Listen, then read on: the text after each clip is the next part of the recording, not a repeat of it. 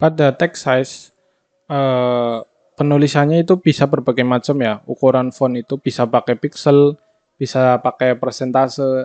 Nah, pada yang ada di layar ini kita menggunakan ukuran persentase. Penulisannya juga sama, tambahkan atribut style pada tag name yang dituju, misalnya itu ada H1, heading 1, dan paragraf. Dengan penambahan properti font size, dengan value-nya itu persentase. Kita bisa lihat perbedaannya itu cukup jelas ya. Persentase ini didasarkan pada apa? Didasarkan pada default, ukuran default. Nah, dalam ukuran default kita tambahkan berapa persen. Kalau 100% berarti 2 kalinya ukuran default. Kalau 300% berarti 3 kali ukuran default. Nah, selanjutnya ada alignment. Untuk menambahkan alignment, alignment merupakan posisi yang ditampilkan sebuah karakter atau konten. Nah, alignment itu ada alignment kanan, rata kiri, ataupun rata tengah. Penulisannya itu sama seperti yang lainnya, yaitu menambahkan atribut dalam sebuah tag name dengan ditambahkan properti yang diikuti dengan value-nya. Nah, kita bisa lihat, misalnya ini kita value-nya ganti left, maka kan berada pada sebelah kiri. Ataupun right, maka akan berada pada sebelah kanan. Nah, intinya, kesimpulannya dalam materi styling HTML ini, kita belajar tentang style, tentang atribut style, tentang property background color, property color, property font family, property font size, dan property text alignment.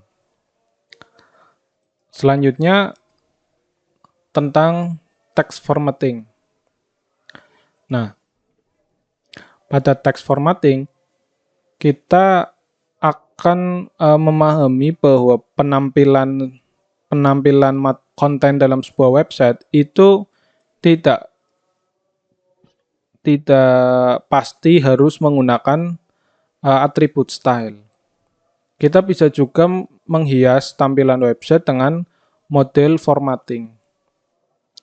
Nah, formatting itu bisa apa? Bisa seperti apa? Nah, kita bisa lihat ada B, tag name B itu mengindikasikan singkatan dari bold, kemudian italic, kemudian ada subscript dan superscript.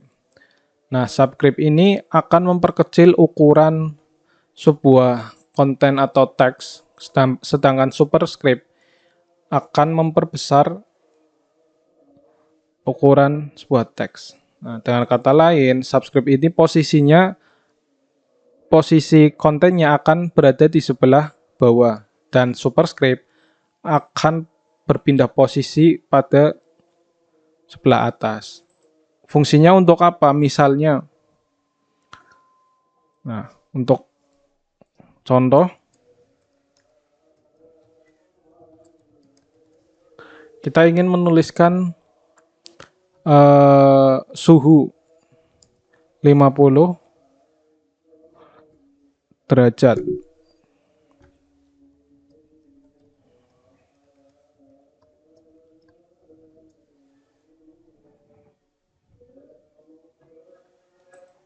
Nah, seperti ini, 50 derajat, kemudian kita tambahkan Celsius.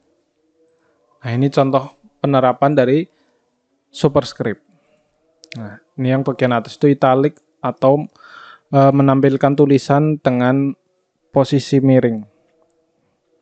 Atau mempertebal juga ini dengan bold. Nah, kita bisa lihat contoh-contohnya. Tag name B untuk mempertebal huruf. Kemudian strong juga untuk mempertebal huruf. Ini sama saja ya. Kemudian ada italic untuk menampilkan huruf dalam posisi miring. Kemudian ada juga eh, EM ya. Ini juga untuk seperti italic sama. Nah, ada juga small. Small itu untuk memperkecil karakter, memperkecil konten tampilan teks.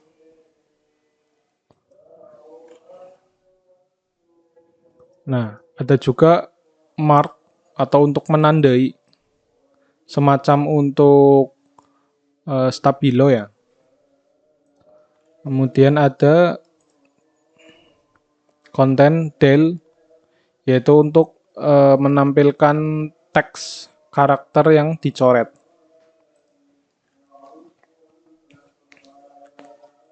Selain itu ada juga underline ya, yang dituliskan dengan tag name ins.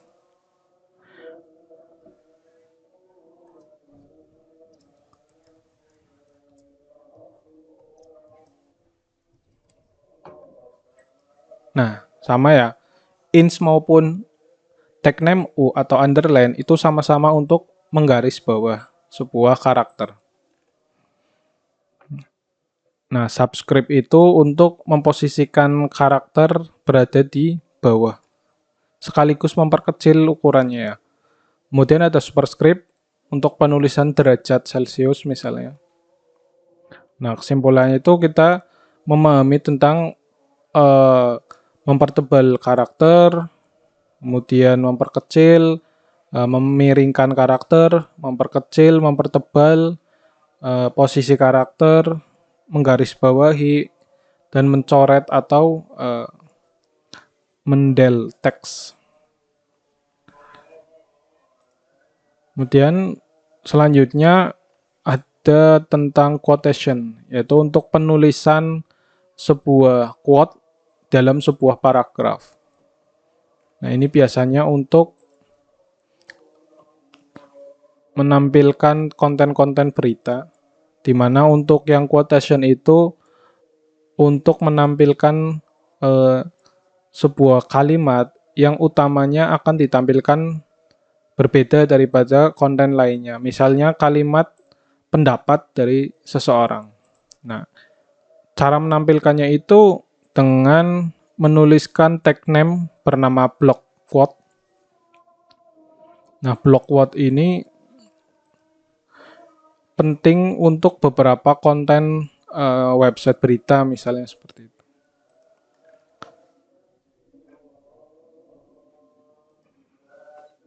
Nah, ada juga konten dengan tag name Q. Fungsinya untuk menambahkan tanda petik.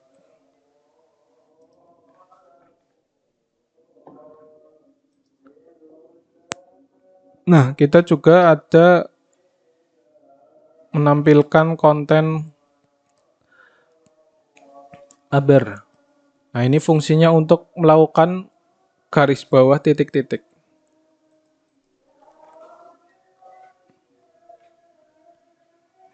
Nah, ini untuk menuliskan alamat ya, dengan tag name address. Biasanya ini untuk menuliskan tampilan HTML yang penggunaannya berkirim email. Ini biasanya di bagian bawah atau footernya itu menggunakan tag name address.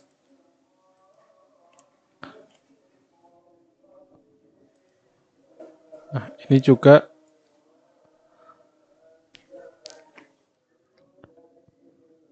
tag name child. Nah, child ini fungsinya untuk melakukan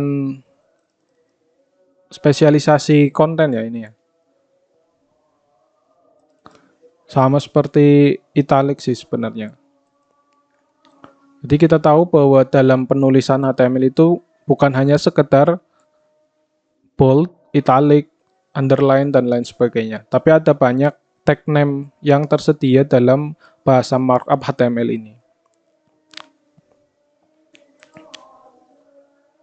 Ada juga BDO untuk menampilkan RTL.